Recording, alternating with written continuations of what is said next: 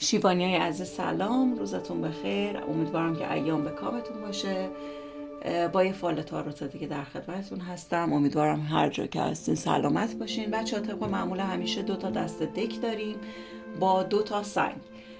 ببینین که کدوم سنگ، چون این سنگ های انرژی هستش، ببینین که کدوم دست دک و کدوم سنگ بهتون انرژی بیشتری میده، اون دسته رو انتخاب کنین، نیتتون رو انجام بدین تا بریم برای فال تاروت امروز.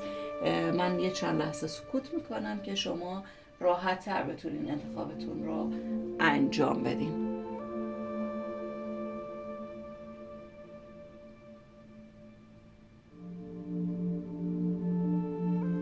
خب دوستانی که این دست دک رو انتخاب کردین لطفا نیت کنین توی دلتون تا بریم برای بر زدن دک. خب به نیت شما عزیزان لطفا حتما صفحه رو لایک کنین، سابسکرایب یادتون نره، من شما رو گم نکنم، شما منو گم نکنین. دوست ندارم دوستای خوب مثل شما رو از دست بدم. و لطفا اگر که نیت‌های خاصی دارین رو برام حتما توی کامنت ها بنویسین. تعداد نیت‌هایی که احساس کنم که تعدادشون بیشتره یک روز اختصاص میدم به اون نیت‌ها و یک ویدیو مجزا راجع به اون نیت خواهم ساخت. شماره‌مو پایین صفحه میذارم، اینستاگرامم هم هست. اگر دوست داشتین با من در تماس باشین میتونین از طریق واتساپ یا اینستاگرام هم با من در ارتباط باشین عزیزان. لطفا نیت کنین.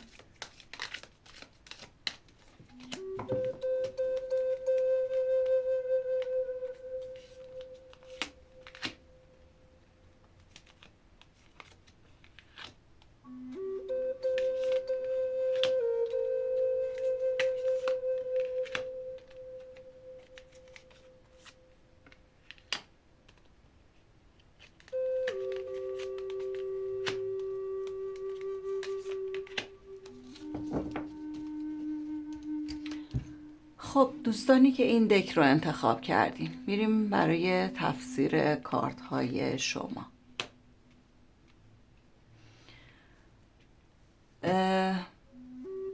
بچه‌هاش شما یک خانومی هستین، یک فردی هستین که خیلی خوش ظاهرین، خوش سر و زبونین و همه دوست دارن با شما یک جورایی در ارتباط باشن. شما خیلی از درون احساس محبت دارین به دیگران. شاید حتی اینو بروز ندین ولی خیلی سعی به کمک کردن به دیگران دارین و این خیلی خوبه. این خیلی جنبه مثبت شما رو نشون میده.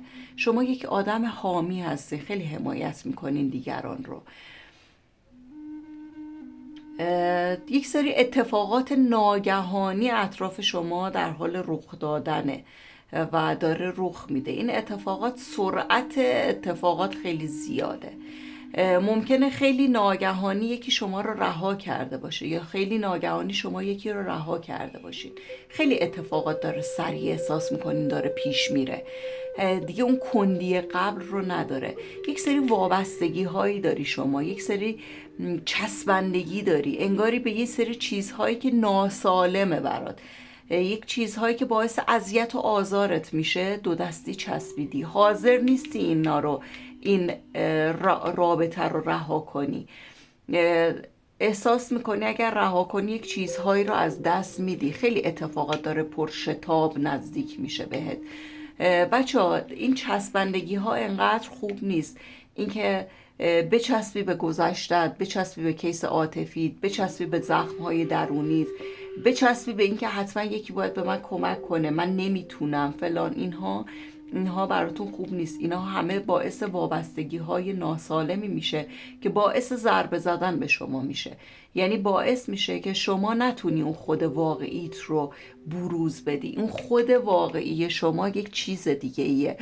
اون وابستگی هایی که هست، اون چسبندگی هایی که شما پیدا کردی به همه چی، داره شما رو به یک سمت و سوی دیگه ای میکشونه.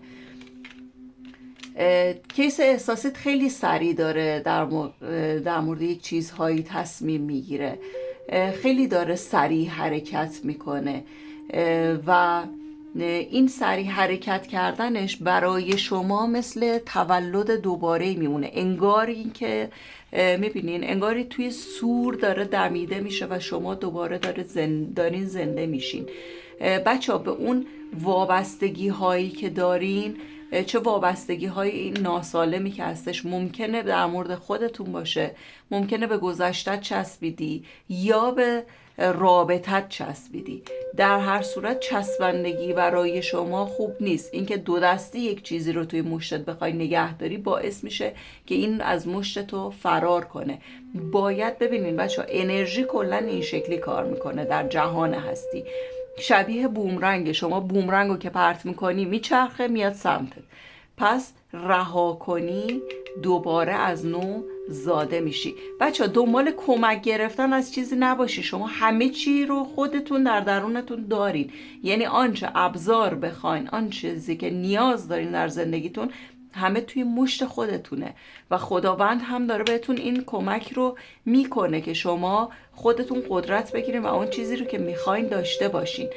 پس زیاد نچسبین از اون وابستگی ها. ببین بچه ها، این کارت هشداره که ای دارم بهش برمیگردم و کارت هشدارتون وسط کارتاتون افتاده. یعنی چی؟ یعنی داره هشدار میده از اینها پرهیز کن تا بتونی از نو زاده بشی. این اتفاقی که براتون میفته با کیس عاطفیتون، در واقع زمانی که شما این چسبندگی ها رو رها کنی، اون کیس عاطفیتون به شما طوری نزدیک میشه که شما احساس میکنی، یعنی اون خیلی سریع میاد، شما احساس میکنین که دارین از نو زاده میشین، احساس میکنین اون رابطه دوباره از سر گرفته میشه، اون مهربونیتون به سمت شما بر میگرده و اون چیزی رو که میخواین اصلا دنبالش نباشین. توی گذشتتون همه چیز در دستان شماست. شما فقط باید آمادگی پذیرا بودنش باشین.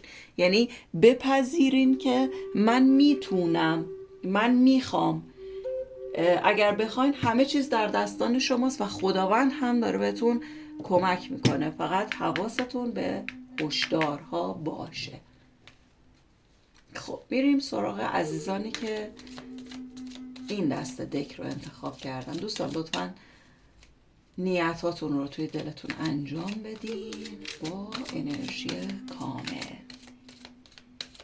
لایک و سابسکرایب هم یادتون نره، میدونم که یادتون نمیره. کامنت هم فراموش نکنین، با من در ارتباط باشین. بگین دوست دارین راجع به چه نیت‌هایی خاصی براتون کارت بکشم. شاید نیت خیلی از دوستانتون باشه. خب با انرژی کامل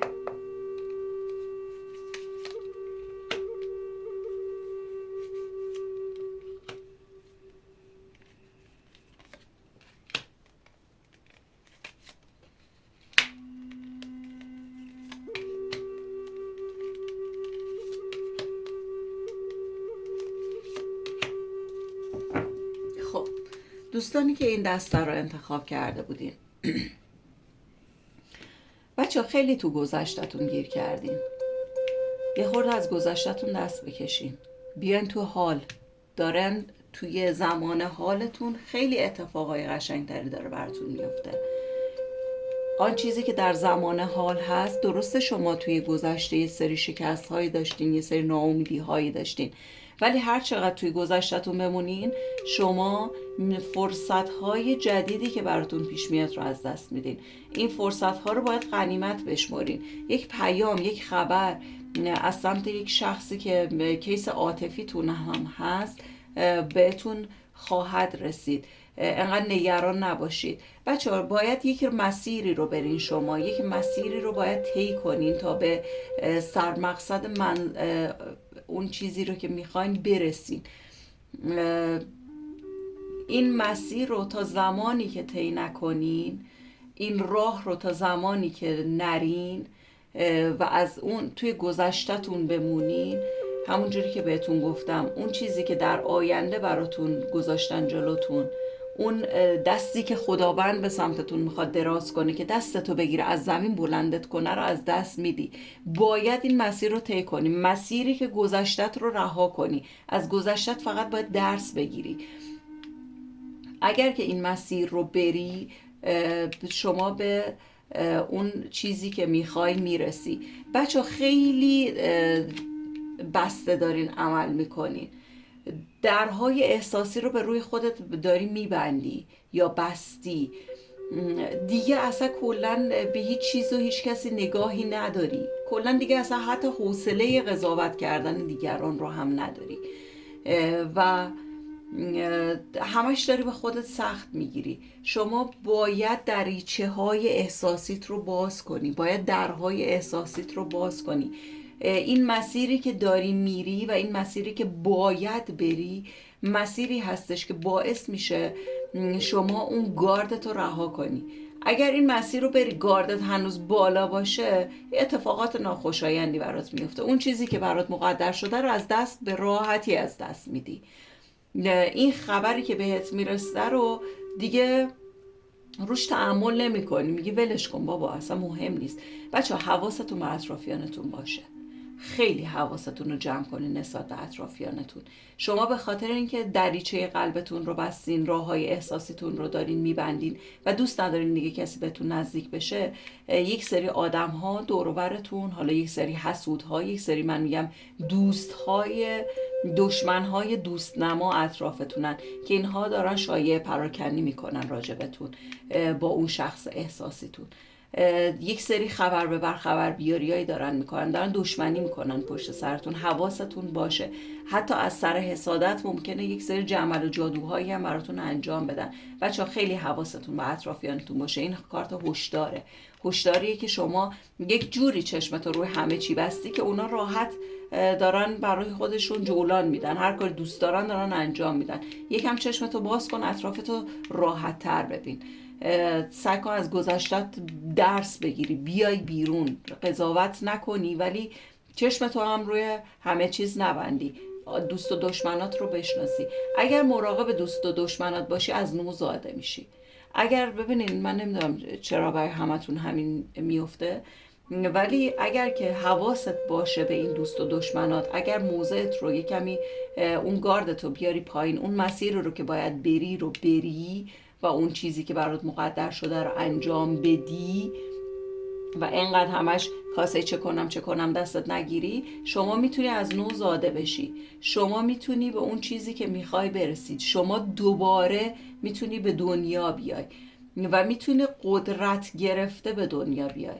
ببین شما یک فردی هستی که درست جوانی ولی تجربه هم داری، یعنی انقدر هم سرسری از هر چیزی نمیگذری، ولی باید حواست باشه که این آینده شما بستگی به خودت داره.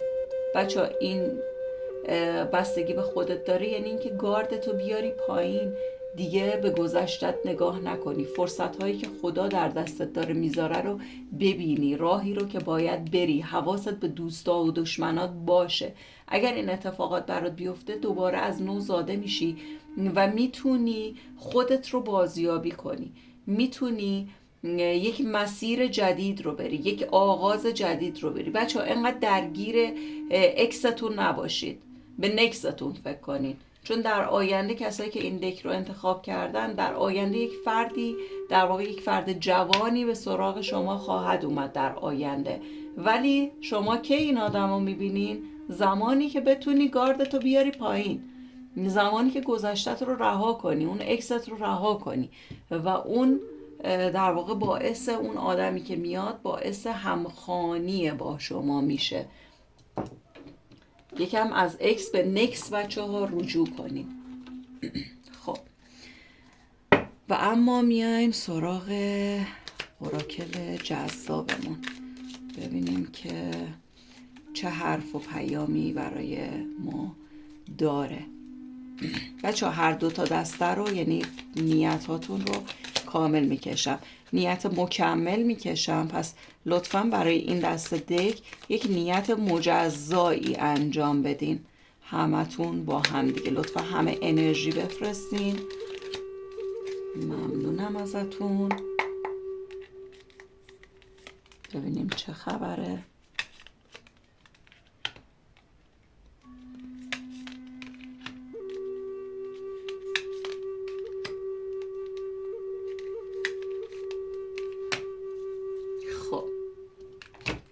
بچه ها چقدر چسبیدیم به گذشتتون که همش میاد میگه رها کن رها کن رها کن. دوباره همونه بچه ها، کارت رها کردن گذشته است. میگه تا زمانی که شما به گذشتتون چسبیدین نمیتونین کاری رو از پیش ببرین، ولی بهتون در واقع امید میده. میگه که رها شدن از اون گذشته نزدیکه. اگر خودت بخوای میتونی از گذشتت رها بشی، میتونی درمان پیدا کنی، میتونی بهبود پیدا کنی. درست سخته، درست زجر میکشی، درست خیلی اتفاقات عجیبی هستش که در واقع برات میفته، ولی تو میتونی ازش عبور کنی، میتونی در واقع اون چیزی رو که میخوای رو بهش برسی، ولی باید از اون افکارت رها بشی.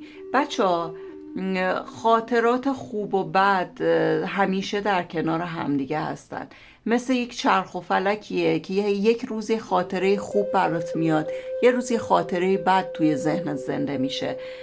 پس زندگی بچه ها توی چرخشه، اینجوری نیستش که همیشه ایام به کاممون باشه یا همیشه تلخ باشه.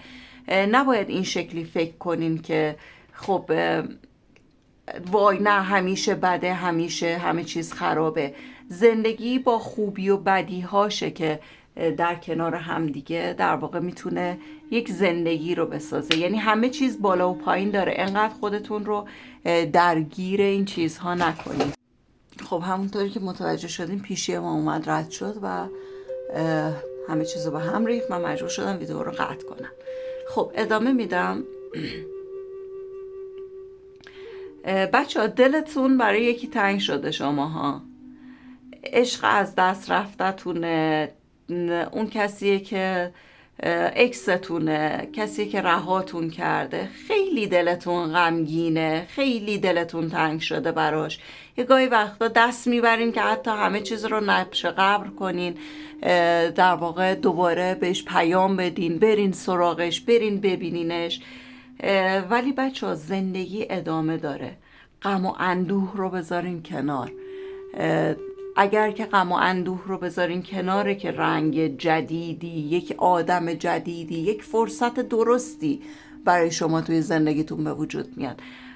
پس وای نسین همه چیز رو برای خودتون نبش قبر کنین، رها کنین. بچه باید به خودتون مراجعه کنین، باید روحتون رو آماده کنین، باید عشق بورزین به خودتون، زمان بذارین برای روحتون، برای آرامش ذهنتون. ببینین بچه ها میگه مدیتیشن کنین.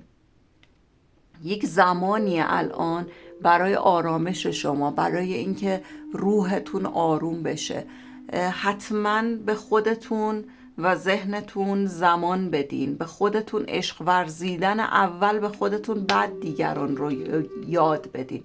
و آخرش هم بچه ها خیلی جالبه، میگه که همه چیز در دستان توه، تو خودت عین یه جادوگر میمونی.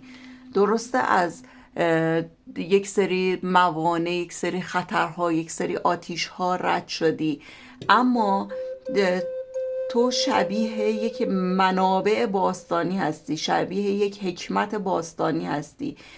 شما یک علمی در درون خودت داری که فقط شبیه جادو میمونه، یک معنویتیه. شما اگر که مدیتیشن کنی، بتونی به خودت عشق بورزی، پاکسازی انجام بدی و آرامش ذهنیت رو پیدا بکنی، شبیه یک جادوگر میتونی آن چیزی که میخوای رو جذب کنی، آن چیزی رو که میخوای رو بهش برسی. ولی بچه ها ببینین مسیرتون چقدر مسیر قشنگی افتاده. خیلی لذت بردم از این کارت هاتون، خیلی جالبه. در کلش رو بخوام بهت بگم بچه ها، میگه از افکار قدیمیتون رها بشین. همه چیز خوب و بد در کنار همدیگه معنی پیدا میکنه. وای نسین همه چی رو نبش قبر کنین، هی به گذشته های از دست رفتتون فکر کنین، به خودتون برگردین، سعی کنین ذهن خودتون رو آروم کنین. اگر ذهن خودتون رو آروم کنین، شما جادوی درونی دارین، شما به آن چیزی که دوست دارین میتونین برسین. بچه ها ممنون از اینکه امروز با من همراه بودین. امیدوارم ایام به کامتون باشه، انقدر توی گذشته هاتون گیر نکنین. لایک و سابسکرایب یادتون نره. گم نکنیم همدیگه رو. خیلی دوستتون دارم. خیلی خیلی مراقب خودتون باشین. روی ماه تک تکتون